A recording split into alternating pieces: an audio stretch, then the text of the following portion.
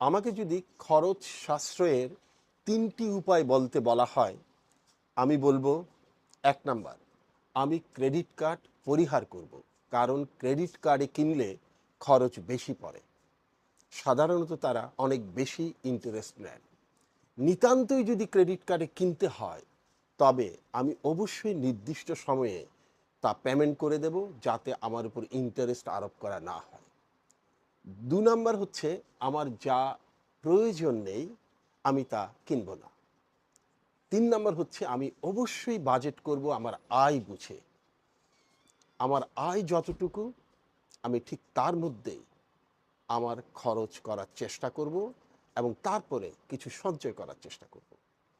আপনার আজকের দিনটি ভালো কাটুক। আসুন মায়া ছড়াই।